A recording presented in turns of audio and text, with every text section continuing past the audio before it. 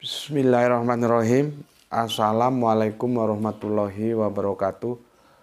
Asyhadu an la ilaha illallah, asyhadu anna Muhammad Rasulullah. Allahumma sholli ala sayyidina Muhammad wa ala ali sayyidina Muhammad. Kama sholaita ala sayyidina Ibrahim wa ala ali sayyidina Ibrahim. Bil alamina innaka Hamidum Majid. Sebelumnya kita panjatkan dahulu kepada Gusti Allah Agung untuk saudara-saudara kita yang telah memberikan sholawatnya lewat infak dakwah kepada channel dakwah ini, sehingga channel ini dapat dengan setia eksis ya, hadir dalam ruang-ruang diskusi kalian semuanya dimanapun kalian berada. Tentu dengan sebuah harapan, insya Allah sholawat itu akan menjadi catatan langit amal soleh bagi mereka dan keluarganya kelak, dan insya Allah akan terbalaskan dengan balasan yang lebih baik lagi. Amin, amin ya rabbal alamin. Berikutnya untuk semua viewer terkasihku dari mancanegara ya, dan di dalam negeri, aku ucapkan terima kasih atas apresiasi kalian semuanya. Dengan sebuah harapan tentunya tetap teguh menjadi yang selalu always, dan tidak pernah never, tetaplah bertumbuh menjadi pribadi yang anti skip dan anti download. Bagi yang berkenan silakan saja di share, tapi linknya ya, linknya. Jadi jangan kamu unduh, kamu potong-potong, kamu unggah ulang, jangan. Ya, linknya saja di share ya. Kalau memang ada keperluan dari video-videonya Gus Peti, silakan konfirmasi dulu, kan ada nomor WA-nya gitu. Jadi aku bukan sosok yang sulit untuk diakses, jadi tidak ada alasan kalian mencuri, kecuali kalau kalian memang moralnya moral maling yang tidak mampu berkreasi. Karena di dalam video-video itu adalah hasil kreasi, kreativitas, kecerdasan, keuletan, dan itu sesuatu yang dibentuk dalam sebuah pencapaian, bukan sehari dua hari. Terus tiba-tiba kamu hanya tinggal ngunduh gitu saja ya. Kalau nggak maling apalagi namanya ya. Berapa banyak video-video Gus Peti sudah dicolong sama maling-maling gitu ya. Oke, berikutnya untuk kalian semuanya aku ucapkan terima kasih. Aku nggak bisa sebut satu persatu nama kalian ya, yang telah mendoakan kebaikan untukku dan keluarga, dan semoga kebaikan itu juga tercurahkan atas kalian semuanya. Sebagai sama saudara muslim, kita saling mendoakan dalam kebaikan. Amin, amin ya rabbal alamin. Bismillahirrahmanirrahim.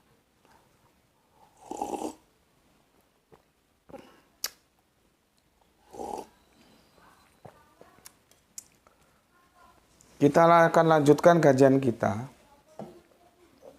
Inilah ya agak repotnya kalau kalian nggak ngikuti secara tertib, karena ini nanti berseri ini. Karena kemarin belum selesai, kita masih membahas tentang selibat. Selibat tahu ya, tidak menikah. Itu dalam perspektif historikalnya. Ya, belum masuk ke pertarungan ayat-ayat. Jadi ini sebetulnya seri kedua. Yang kemarin seri ke-1. Tetapi ini ada di dalam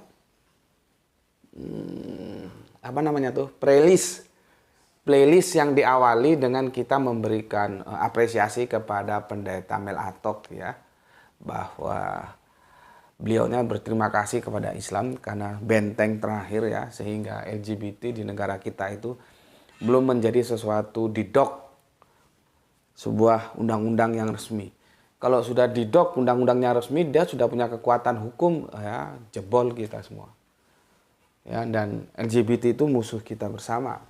Gitu. Ya.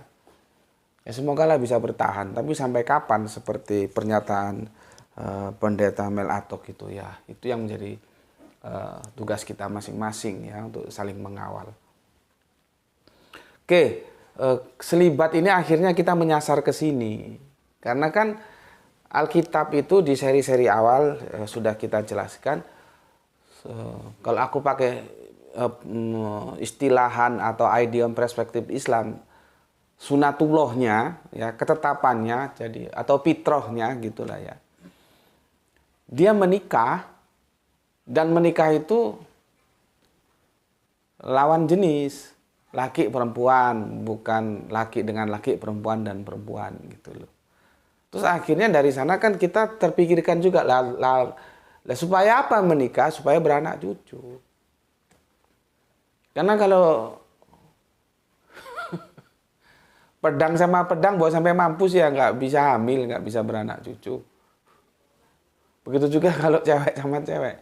Artinya rancangan Allah itu menjadi tidak bisa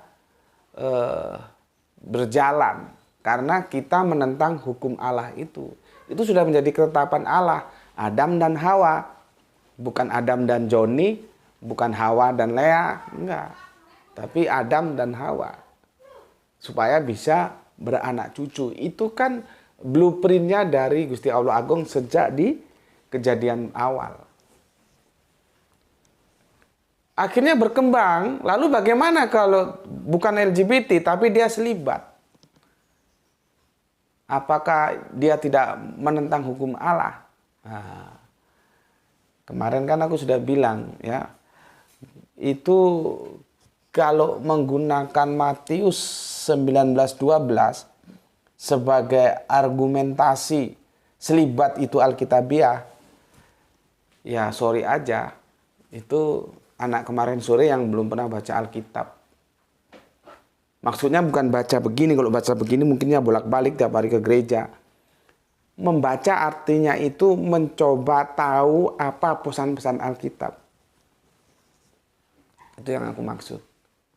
Seperti dewasa. Dewasa di sini bukan umur, tapi kesiapan mental untuk beradu argumen dengan etika yang terukur, ya, walaupun itu hal-hal yang paling krusial. Kalau ketemu ya haleluya, alhamdulillah, nggak ketemu kita saling menghormati. Itu kedewasaan yang aku maksud, bukan umur. Bisa saja umurnya sudah dewasa tapi kelakuannya kanak-kanakan gitu. Begitu juga baca, yang aku maksud itu benar-benar memahami. Karena kalau dia benar-benar memahami, dia tidak akan menggunakan ini karena dia akan dihambat oleh ini. Nah, ini yang mau kita lanjutkan. Karena kita kemarin masih di historikalnya. Historikalnya apa? Aku review sejenak. Abad pertama ini belum ada selibat. Ini belum ada. Baru ada abad kedua. Iya. Ini yes. Ini pun masih banyak pastor dan rohaniwan-rohaniwan yang punya istri. Kemudian ditetapkan, ini kan pertamanya dianjurkan lewat konsili. 2 kali konsili baru diwajibkan selibat itu, khususnya dalam dunia Katolik. Kalau Protestan kan punya istri semua pendeta-pendeta itu.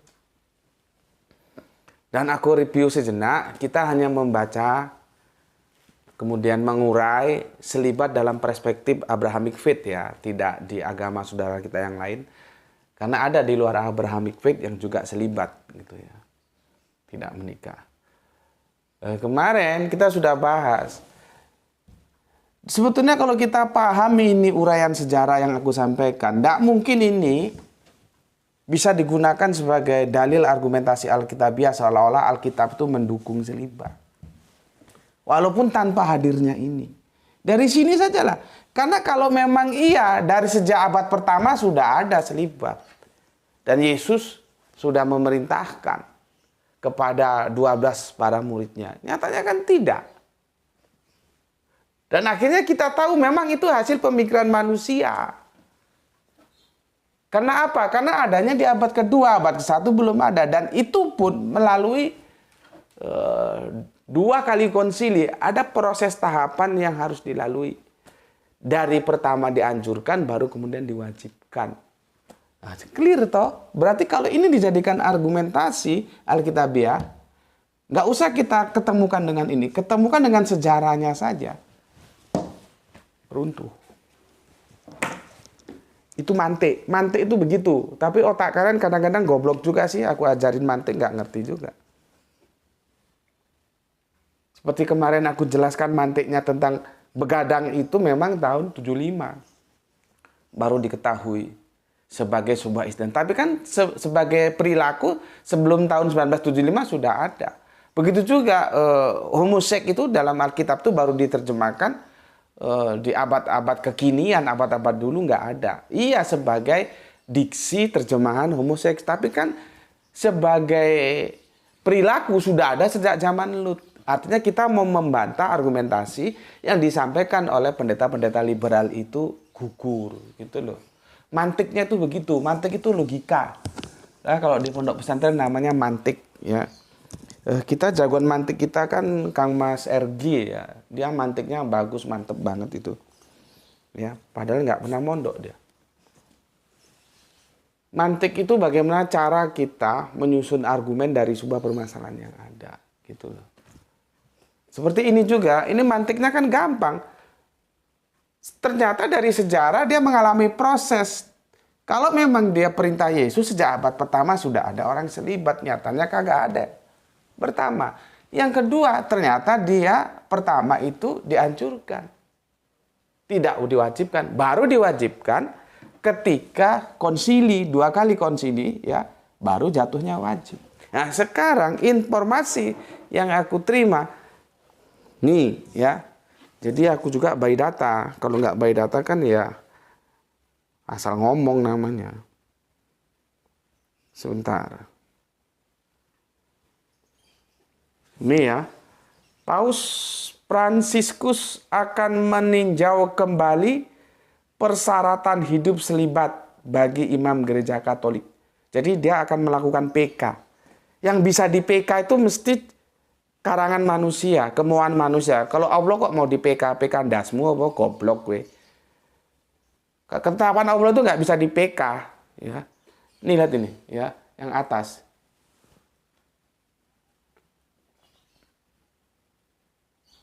Ya. Terus ini Guriakom. Paus Fransiskus sebut larangan menikah bagi pastor bisa diubah, bisa diubah. Nih. Nih ya. Ada yang bisa diubah tuh. Nah, bisa diubah. Ya. Itu menunjukkan bahwa itu tidak alkitabiah. Makanya bisa di PK, peninjauan kembali, karena tidak alkitabiah. Gitu loh. Makanya kan aku bilang sejak kemarin, kalau ada yang mengajukan ayat ini sebagai argumentasi, seolah-olah selibat didukung Alkitab.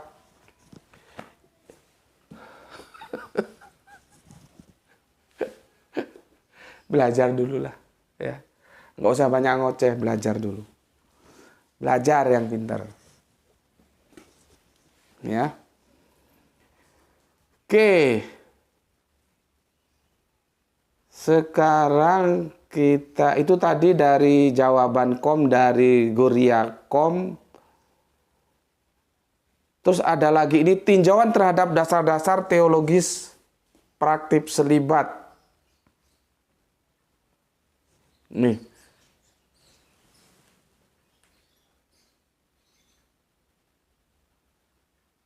Jadi beritanya nggak cuma satu. Ini aku tambahin lagi nih. Sebentar.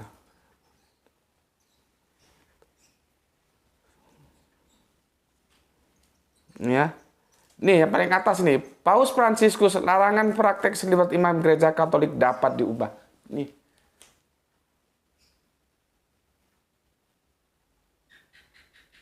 Ya.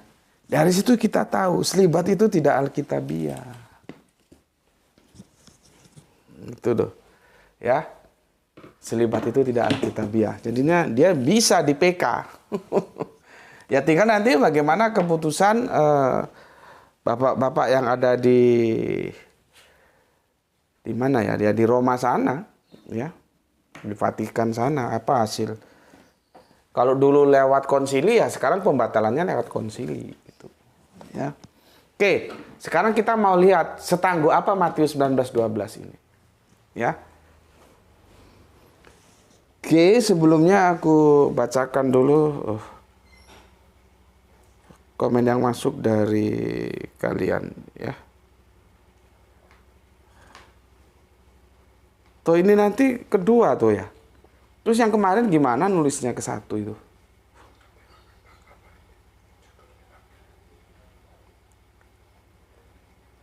Oke. Ini namanya sekarang dirubah-rubah itu apa lah, aku sulit. Ya aku bacakan aja lah ya. Jaksel hadir Gus. Oke, terima kasih, salam mesra untukmu. Yang bisa aku baca namanya. Kalau nggak bisa aku lalui gitu aja ya. Komennya aja aku baca. Karena sama YouTube ada kebijakan baru, namanya dirubah gitu. Banjarmasin hadir dalam Isra. Sehat selalu Gus. Niat menikah adalah dakwah dan ibadah, menyebarkan Islam seluas-luasnya kepada anak cucu dan keturunan serta keluarga. Itulah poin yang sangat disarankan. Mantap. Ya. Dari Rap Sabana, Banjarmasin, salam Isra untukmu. Kemudian Kang Nurkolis, alhamdulillah Brebes hadir ngaji, salam sehat selalu dan salam Islam rasional, Guru. Oke, salam Islam rasional juga untukmu yang ada di Brebes. Kemudian Kang Sahran Gipari, menyimak setelah 1 jam tayang, hujan baru saja reda. Dan hujan masih saja air ya. Atur nuhun Kang, Bandung Utara bagian barat. Oke. Kemudian ada Soleh kita Giswati, alhamdulillah hadir ngaji Tuan Guru, salam Isra dari Palu. Oke. Salam Isra juga untuk semua saudaraku yang ada di Palu. Dilanjutkan Kang Hermana Rata Wijaya, assalamualaikum warahmatullahi wabarakatuh. Hadir. Salam Isra buat semuanya. Oke, matur nuwun, salam Isra juga. Ya. Assalamualaikum, waalaikumsalam. Kita lanjutkan dari Bandung ke Purwosari, hadir Gus, salam Isra. Oke, salam Isra juga untuk Padlan dan keluarga. Ini hadir Gus, walau suka terlambat, salam Isra. Milan Sempre. Nggak tahu nama aneh-aneh. Oke, terima kasih Milan Sempre. Salam juga Isra untukmu ya. Ada Kang Mas kita yang punya Jogja. Assalamualaikum warahmatullahi wabarakatuh. Nyimak Gus. Waalaikumsalam. Salam Isra untukmu Kang Mas Edi Margono ya. Orang asing nyimak Gus, mantap. Terima kasih. Kang Arif Muksinin Tuban siap hadir Gus. Oke. Terima kasih ya. Salam Isra juga untukmu. Di Manada, oke, terima kasih, matur thank you. Gurum and Rukem. Oh, panjang sekali Gurum and Rukem. Dalam ajaran Katolik memilih hidup selibat atau menikah berpedoman pada 1 Korintus 7:1-40. Paus mengajarkan tentang perkawinan dan kehidupan selibat. Pengajaran ini penting terutama jika memahami kondisi jemaat di Korintus saat itu yang merupakan kota transit dan kota pelabuhan. Dengan kondisi ini maka kota tersebut mempunyai tingkat keasusilaan, immorality yang tinggi di tengah lingkungan pagan yang sedemikian. Maka kemungkinan ada beberapa jemaat Korintus yang menanyakan kepada Paulus tentang bagaimana menyikapinya. Apakah sebaiknya semua orang Kristen harus hidup selibat? Atau apakah perkawinan itu merupakan hal yang buruk? Selibat dalam surat Paulus 1 Korintus 7:7. Namun demikian alangkah baiknya kalau semua orang seperti aku, ya, tetapi setiap orang menerima dari Allah karunia-Nya yang khas, yang seorang karunia ini, yang lain karunia itu. Ini kamu kurang jitu menganunya, membidiknya ya. Tapi kita fokus ke Injil dulu. Nanti ke surat-surat Paulus insya Allah episode berikutnya juga kita perlu hadirkan karena dia kan tokoh penting juga dalam kekristenan ya. Oke, terima kasih untuk Gurem and Rukem ya. Kemudian Kang Mas Edi Margono, istilah di dunia kuliner LGBT lauk gembus bukan tempe. Lauk gembus bajem toktil. Mantap ponono wae iki. Oke, matur nuwun Kang Edi Margono.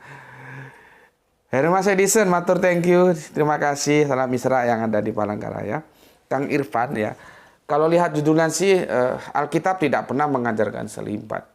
Yang diajarkan Alkitab adalah monogami, walaupun monogami juga hanyalah berupa tafsir mereka sendiri atas ayat Matius 19:3-9 ya. selanjutnya menyimak tayangan ini sampai selesai dari Kunci Jambi. Oke, matur nuwun ya. Kemudian Bapak kita Abdul Muluk DS izin nyimak Gus, salam Isra juga Pak. Ada Rizal Wahyu, semoga kuliahnya juga sukses ya. Rembang hadir pertama Gus, mantap. Ada Rasmi Nasmat ya, Makassar hadir Tuan Guru. Maaf Gus, apa sama istilah zaman no ngejomblo? Enggak sama. Jomblo itu dia tidak menghilangkan keinginannya untuk mendapatkan pasangan, cuman belum dapat.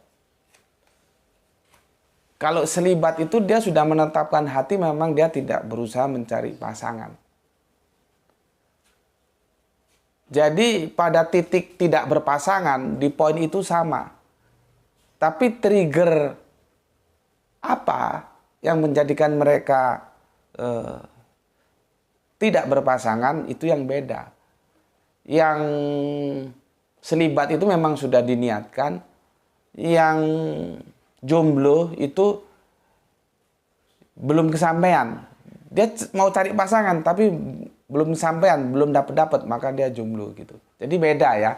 Ada titik temu, ada titik bedanya. Itu antara jomblo dan selibat. Oke. Kemudian Kang Akmal, Assalamualaikum Gus, waalaikumsalam. Ikut ngaji Gus, Kristen Protestan dan Katolik sudah menjalankan LGBT. Bagaimana dengan Kristen Ortodok dan Koptik? Apa pandangan mereka? Mohon pencerahan. Salam Isra dari Jakarta Gus.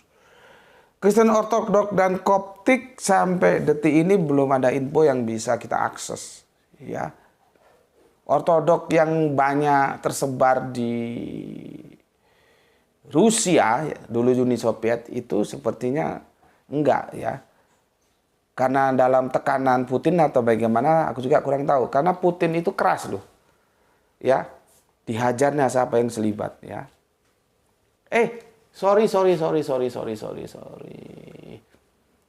Bukan, sorry. Ini yang kamu tanya yang, iya, kamu tanya LGBT ya, bukan selibat. Memang ini beda-beda tipis. LGBT itu sangat keras Putin, dihajarnya sama dia. Ya. Jadi kalau ortodok, apalagi yang ortodoknya bukan Syria ya, ortodok yang di Rusia sepertinya enggak ya. Sementara ibunya gitu dulu. Kemudian Ibrahim Hajar, Kang Ibrahim Hajar, Surabaya hadir Gus. Oke, matur nuwun. Ya, salam Isra untuk semua saudaraku yang ada di Surabaya.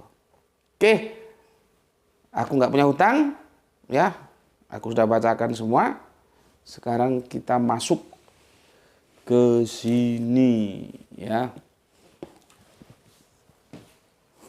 Benarkah Matius 19:12 ini ya mendukung selibat? Nih, aku harus jelaskan dulu permasalahannya. Makanya aku bilang ya, Injil yang sekarang ini ya bukan Injil yang diterima oleh Kanjeng Nabi Isa. Ini memang lebih aman kalau disebut hadis Yesus. Ya.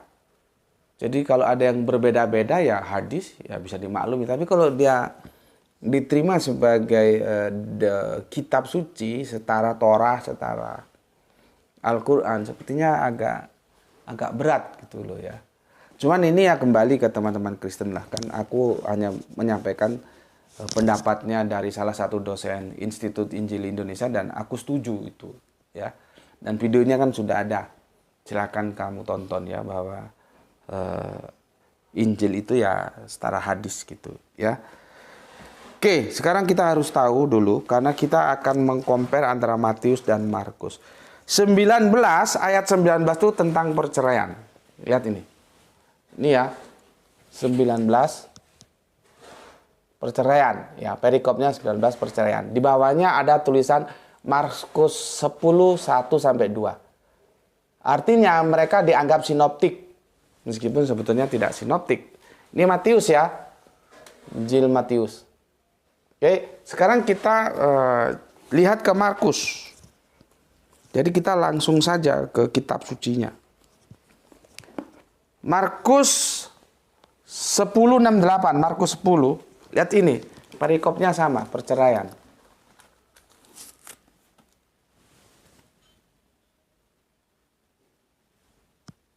Ya, sama ya, tentang perceraian. Jadi sebetulnya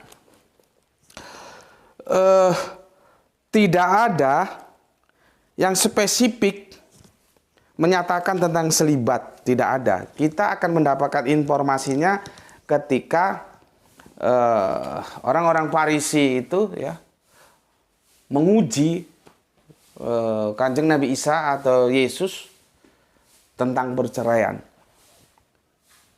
Itu pahami dulu. Jadi tidak ada ayat khusus yang menjelaskan tentang selibat.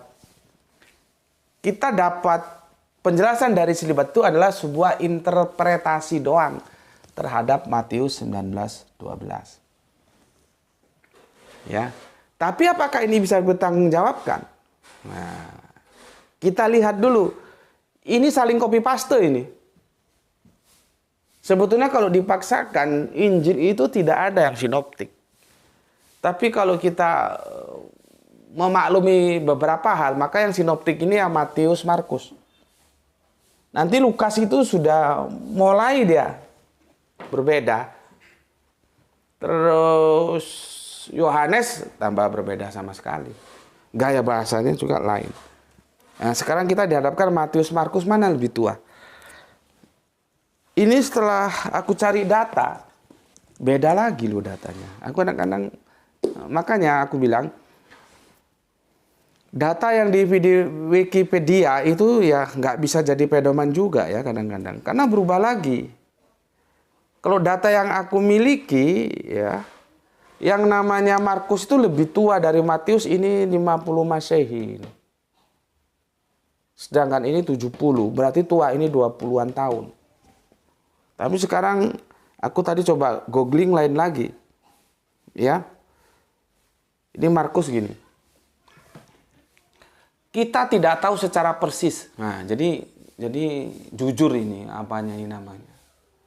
Mbahnya jujur. Mbah Google-nya jujur, ya.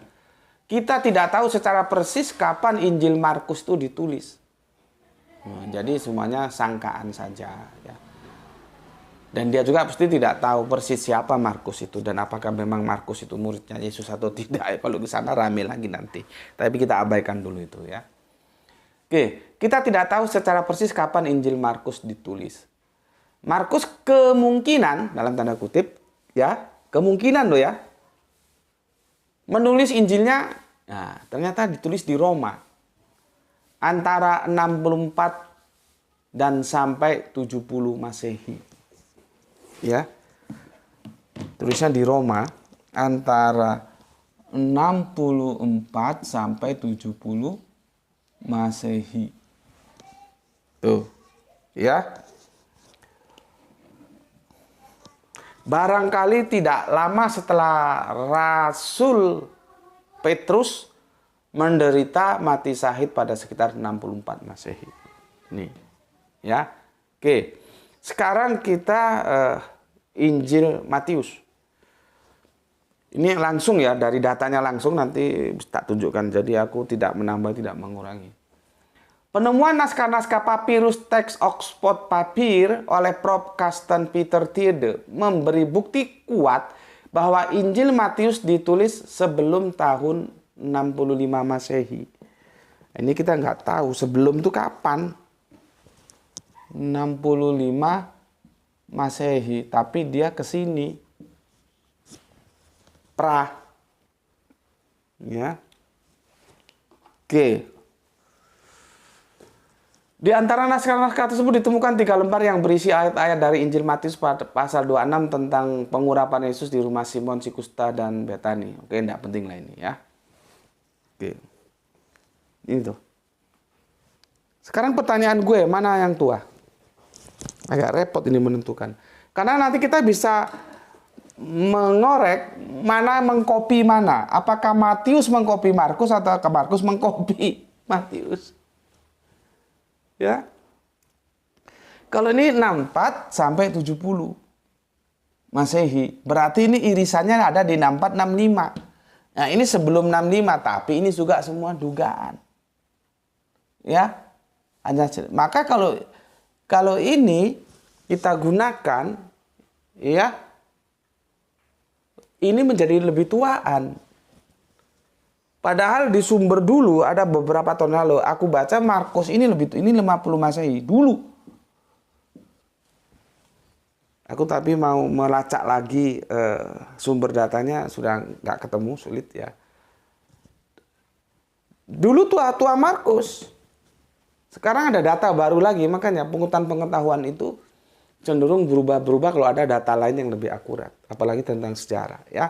Oke. Sekarang kita pakai yang ini aja, berarti Matius lebih tua. Kalau Matius lebih tua, Markus yang mengambil Matius atau Matius yang mengambil Markus? Kalau Matius lebih tua, berarti Markus yang mengcopy Matius.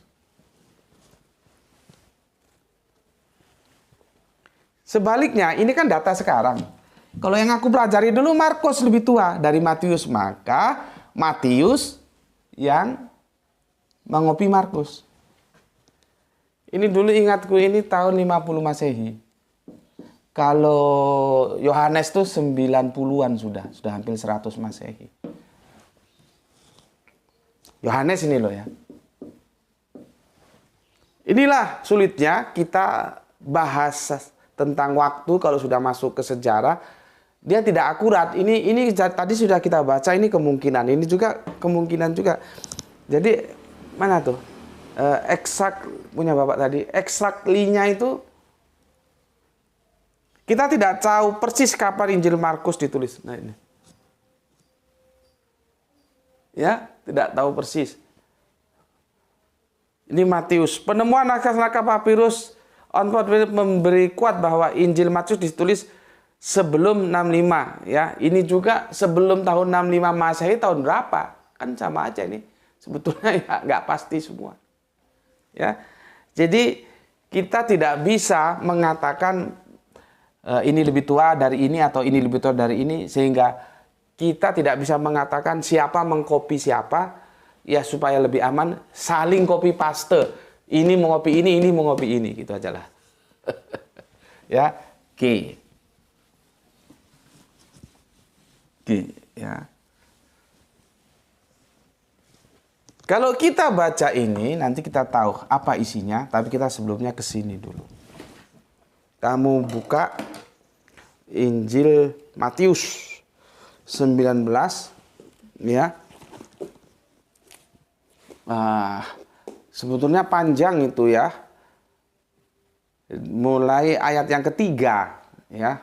Mulai ayat yang ketiga ya. Tapi sebetulnya kan hanya selisih 2 ayat. Jadi nggak apa-apa ya. Nanti waktunya molor sedikit, ini sudah setengah jam lebih. Kita baca dari ayat yang pertama ya. Sayang cuma 2 ayat aja masa dilalui. Oke. Aku bacakan Matius 19. Ini ya, Matius 19. Ayat 1 kita mulai. Tajuknya, perikopnya perceraian. Setelah Yesus selesai dengan pengajarannya itu, berangkatlah ia dari Galilea dan tiba di daerah Yudea yang di seberang sungai Yordan. Orang banyak berbondong-bondong mengikuti dia dan ia pun menyembuhkan mereka di sana. Ya. Ketiga, nah ini stressing point-nya mulai ini. Maka datanglah orang-orang Farisi kepadanya untuk mencobai dia. Nah, kan. Jadi Farisi itu memang kurang ajar, bukannya dia tidak tahu, tapi dia ngetes. Aku itu kalau ngisi kajian ya, entah itu di pondok pesantren, entah itu di masjid, di komunitas sosial, di apapun, aku tuh bisa lihat muka orang. Kan aku ngisi kajian biasanya 1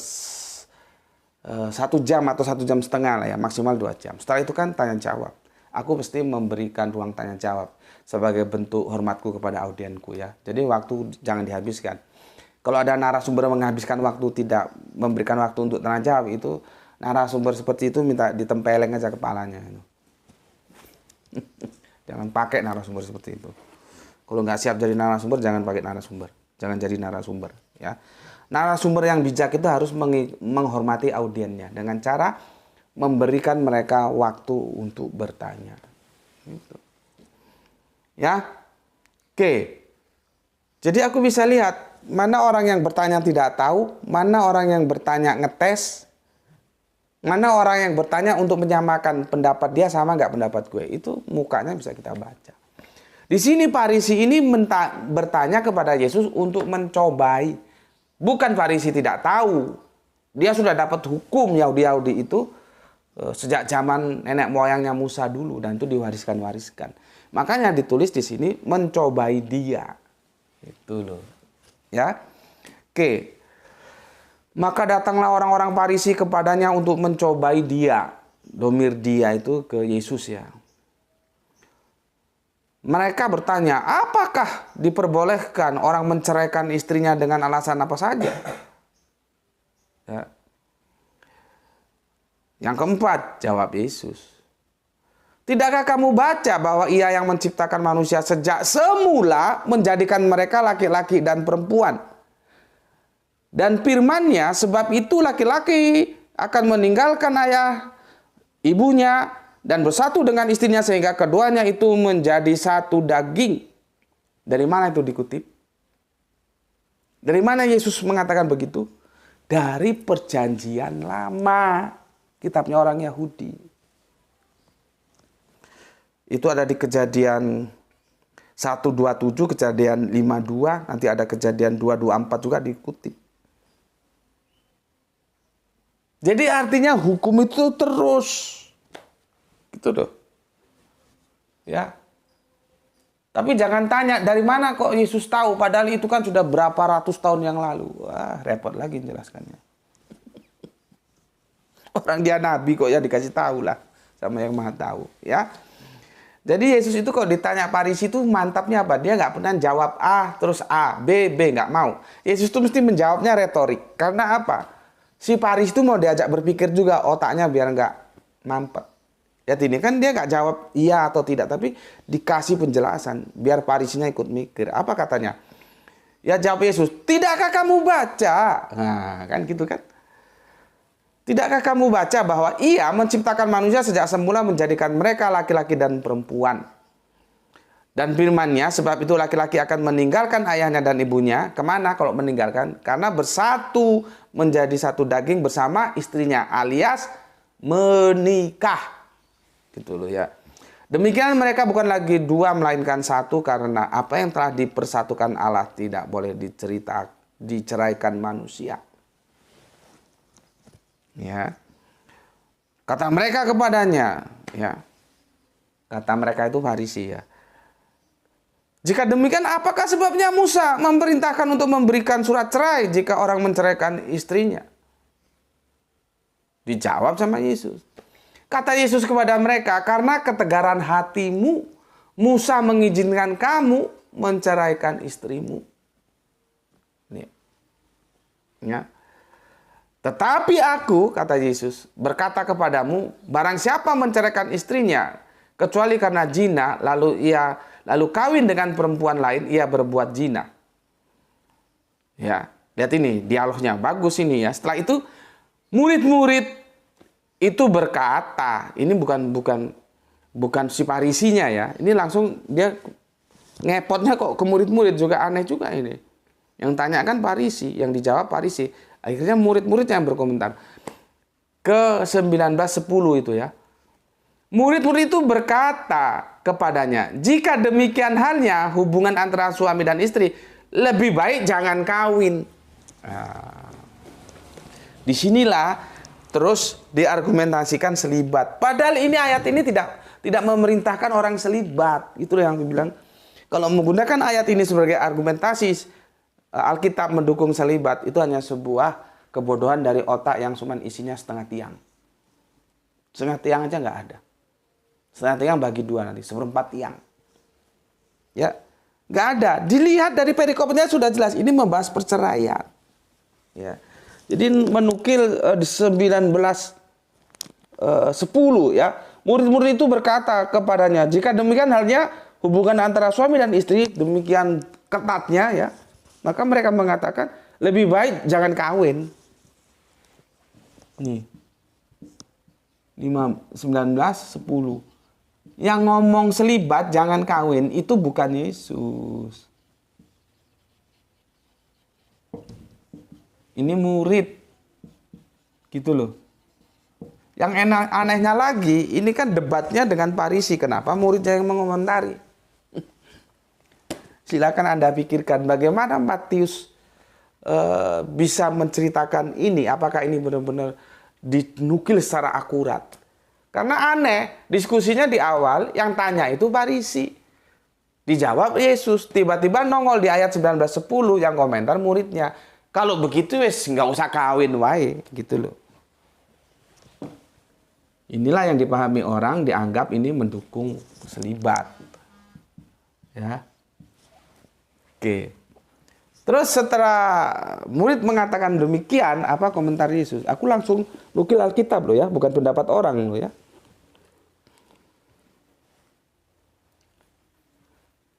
Akan tetapi Yesus berkata kepada mereka, tidak semua orang dapat mengerti perkataan itu, hanya mereka yang dikaruniai saja. Ini repot juga menerjemahkan ini. Maksudnya pendapat itu yang mana, dikaruniai apa? Ini debat tebal lagi ini ya. Oke, yang 12, ada orang yang tidak dapat kawin karena ia memang lahir demikian dari rahim ibunya. Dan ada orang yang dijadikan demikian oleh orang lain. Dan ada orang yang membuat dirinya demikian karena kemauannya sendiri. Ya, oleh karena kerajaan sorga. Siapa yang dapat mengerti, hendaklah ia mengerti. Coba. Bahasanya diplomasi sekali.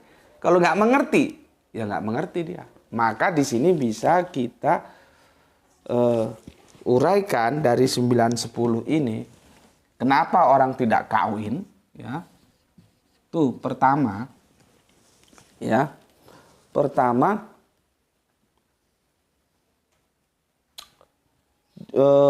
Ada orang yang tidak kawin karena ia memang lahir demikian. Terlahir. Karena terlahir demikian. Ini sudah given ini, takdir. Artinya apa? Ini kita merujuknya ke medis, bisa saja. Mungkin ada gangguan seksual atau apa. Ya. Yang kalau dalam bahasa medis itu impoten. Akhirnya dia tidak kawin. Kan itu kan terlahir demikian. Jadi sudah given aja sehingga dia memilih tidak menikah. Ya. Oke, itu yang pertama. Yang kedua, ya. Yang kedua ya. Dan ada orang yang dijadikan demikian oleh orang lain. Jadi ada yang dia dijadikan tidak menikah oleh orang lain. Oleh orang lain. Bisa jadi dia sama orang lain tidak boleh menikah. Meskipun sebetulnya dia bisa menikah. Bisa jadi dia secara physically sudah dirusak organnya. Ya, sehingga dia tidak bisa menikah. Kalau kita ingat raja-raja Cina itu kan selirnya banyak. Supaya tidak mengundang kecurigaan, kalau kita lihat film-film kolosal Hong Kong itu ya, Cina itu ya, itu yang menjaga permaisurinya laki-laki itu kan dikebiri itu, ya, jadinya ya dia nggak bisa kawin. Jadi oleh orang lain itu boleh jadi dia sebetulnya sehat, tidak diapa-apain, tapi dia dilarang kawin. Boleh jadi juga karena secara physically dia sudah dirusak organnya yang disebut kebiri itu. Itu ada dalam kehidupan kerajaan masa lalu. Ya. Oke. 1, 2, 3. Ya. 3. Lihat ini. 3 ya. Dan ada orang yang membuat dirinya sedemikian karena kemauannya sendiri oleh kerajaan sorga. Siapa yang dapat mengerti, hendaklah ia mengerti. Kemauannya sendiri. Kemauannya dewe sendiri. Nih. Gue tidak mengutip pendapat orang. Gue tidak mengutip si A, si B, si C. Yang dua gue kutip kitab suci. Lu bisa baca sendiri, beginilah pernyataan kitab suci. Satu, kenapa ya ketika para murid ya, ini memang kan redaksinya sudah bermasalah sejak awal. Ya, yang tanya Farisi, yang jawab Yesus, di tengah jalan dipotong dengan muridnya tentang beratnya perkawinan. Kalau gitu nggak usah kawin aja. Maka dijawab oleh Yesus, orang yang tidak kawin itu karena ini. Satu, terlahir demikian, given. Mungkin dari lahir sudah ada gangguan genetika tentang alat reproduksi, ya, yang namanya impoten atau apa, atau karena orang lain. Nih, mungkin dia hidup dalam era kerajaan zaman dulu ya, meskipun tidak dikebiri, tapi dia sudah diberi aturan kamu tidak boleh menikah, atau dia sudah dikebiri, dirusak organnya. Nah, yang ketiga, kemauannya sendiri. Sekarang ini kamu arahkan mana yang lebih dekat dengan selibat ini. Nih, dengan selibat ini mana yang lebih dekat dari tiga ini. Nih ya. Ini mana yang lebih mendekati. Nih. Apakah terlahir given, apakah orang lain, apakah kemauannya sendiri. Kita bisa lihat terlahir given. Enggak. Para pastor itu yang sehat-sehat banyak kok. Kok di sini kami manggilnya Romo. Ya. Dan ini juga kan berkata dalam perspektif laki-laki. Kalau perspektif perempuan, nggak ada yang namanya gangguan alat-alat produksi sama perempuan. Masa perempuan impoten ya nggak ada ceritanya. Bermasalah kan ini ayat. Ya. Jadi kalau terlahir demikian, ya itu ya memang ada gangguan alat produksi, ya. Tapi nyatanya romo-romo sekarang sampai Pak Paus sekalipun itu kan tidak ada gangguan ini. Satu, ya. Selesai satu ya, berarti ini tidak masuk. Kita buang. Selibat bukan karena ini. Ya. Sekarang probability yang kedua, oleh orang lain. Tambah tidak mungkin, sekarang orang bebas merdeka kok. Ini kan berbicara zaman dulu, zaman kerajaan di mana seorang raja itu wis sakarepe dhewe. Ucapannya adalah hukum. Aku adalah hukum. Jadi semau-maunya dia membuat aturan hukum. Oh ini kamu ini nggak boleh menikah, ya dia nggak menikah. Oh kamu ini harus dikebiri, kebiri. Kok ngedan gitu, ya. Jadi kekuasaan itu cenderung apa ya? Hipokrit. Orang yang berkuasa itu cenderung hipokrit. Kalau dia memang tidak didukung oleh pemahaman, ya, di backup oleh kesolehan, maka kekuasaan itu menjadi hipokrit. Ya contohnya raja-raja dulu lah. Sekarang gantian rajanya mau nggak dikebiri, gitu. Mau nggak rajanya itu nggak boleh kawin, suruh hidup sendiri? Kan ya nggak mau. Lah kalau nggak mau, hukum itu kenapa diterapkan ke orang lain? Itu loh.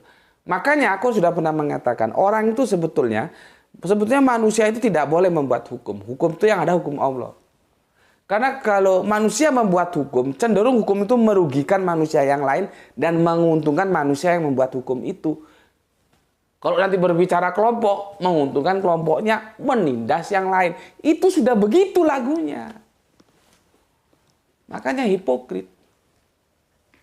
Ya. Tidak boleh orang itu membuat hukum, itu hukum Allah. Ya. Oke, jadi kalau ini nggak mungkin. Orang sekarang sudah nggak ada kerajaan kok. Maksudnya kerajaan yang memberlakukan seperti itu. Apalagi sekarang ada namanya HAM dan segala macam. Mana ada orang mau dilarang-larang sama penguasa. Ya, jadi ini untuk orang-orang tidak merdeka. Padahal yang namanya Romo, kalau kami bilang Romo ya, pastor, biarawati sampai paus itu orang-orang merdeka loh. Tidak hidup dalam suatu under attack dari kekuasaan, entah itu seseorang, entah itu raja, entah itu apa. Tidak, kan bebas merdeka mereka. Mana ada mereka orang-orang yang terjajah, kan nggak ada. Semua bebas merdeka. Maka alasan kedua, ya, karena pengaruh orang lain sehingga dia tidak menikah, gugur.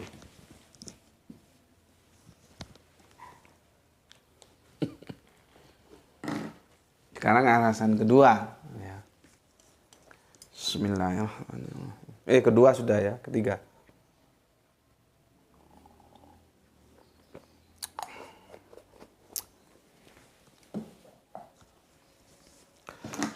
Kesatu nggak bisa, kedua nggak bisa, ketiga. Karena apa? Selibat kemauannya sendiri. Jebret. Itulah perlunya aku membahas selibat dalam sudut pandang historikal dahulu di seri 1 kemarin. Karena supaya kalian tahu ini loh, peristiwanya ini. Dari sini maka yang paling memungkinkan selibat itu adalah ini. Carpe dewe, kemauannya sendiri. Allah tidak suruh, tidak kasih perintah, tidak bikin ajaran selibat. Tapi mereka melakukan kemauannya sendiri. Terus gitu mau ngomong bahwa ayat ini mendukung data Alkitab bahwa Alkitab mendukung selibat. Kan jauh panggang dari api. Kemauanmu sendiri kok. Nanti lebih mantap lagi kalau kita buka suratnya Paulus. Cuma kan kita harus bertahap dulu di sini.